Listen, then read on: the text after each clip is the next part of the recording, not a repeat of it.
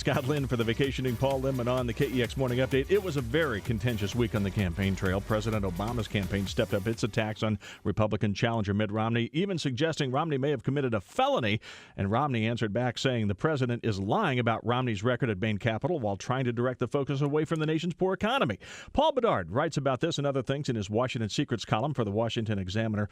Paul, this all started with comments made by Obama campaign spokeswoman Stephanie Cutter, who suggested candidate Romney may have violated federal law by not properly reporting the correct time that he was in charge of Bain Capital. Yeah, I mean, it's a huge debate over whether or not, Romney was in charge of Bain Capital, as the SEC documents kind of show, or was he really just doing the fixing the Salt Lake City Olympics, which is what he's been saying. And, of course, even the fact checkers have said, well, he couldn't have been doing both. And, of course, he was devoted to the Salt Lake City Olympics at the time. And, he's asked for an apology from the president. The president's been given a bunch of interviews over the weekend saying, nah, we're not apologizing for anything. In fact, he's doubling down, as is Stephanie Cutter, saying that they want more documents. They want proof, which would only be in Mitt Romney's tax returns, that he wasn't part of Bain at the time. And the reason it matters is because after he left, that's when Bain made some investments in companies that outsource jobs.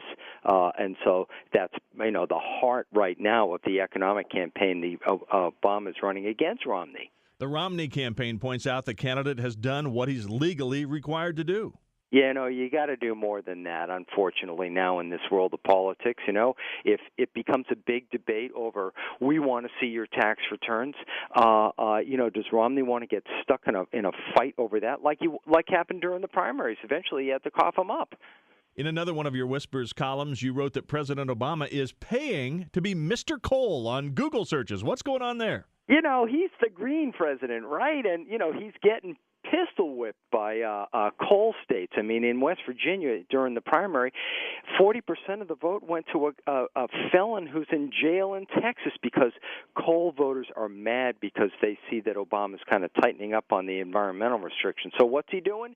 He's going after clean coal, Obama is, and he's trying to let people know that he's for clean coal, and clean just refers to the way that the pollution is cleaned up. So he's going to Google, and he's paying Google so that when you type in clean coal, guess what? The Obama campaign ad shows up. Hey, we also now have a bit of name-calling between former President George H.W. Bush and Grover Norquist, the president of Americans for Tax Reform. Norquist, way back in 1988, started this thing called the Pledge for No Taxes, and he got George H.W. Bush to make that pledge. Most Republicans have done that, and, of course, Bush had to renege on it. That was his famous no new taxes, read my lips, right? Well, he changed his tune, and he lost the election. And apparently he's still kind of licking his wounds over losing the election. He told Parade Magazine over the weekend that he doesn't like those kind of pledges, and he says, who the hell is Grover Norquist anyway? Well, Grover Norquist let him know.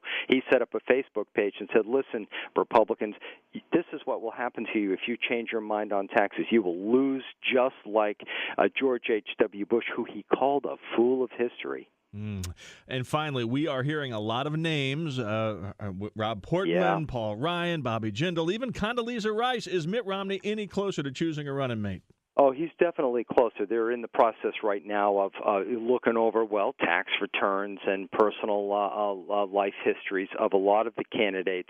So what's happening is you've got outside groups weighing in, and probably one of the biggest groups are the evangelicals and the conservatives telling Romney they really like Bobby Jindal because he can, he's an Indian American, he's a successful governor of Louisiana, but he's also an evangelical. He's a Catholic, yes, but he can really touch those people, and so you've got basically lobbying campaigns being made for all of these potential vice presidential nominees. Read about those stories and more in Paul Bedard's Secrets column in the Washington Examiner. Paul, thanks for being with us again this morning.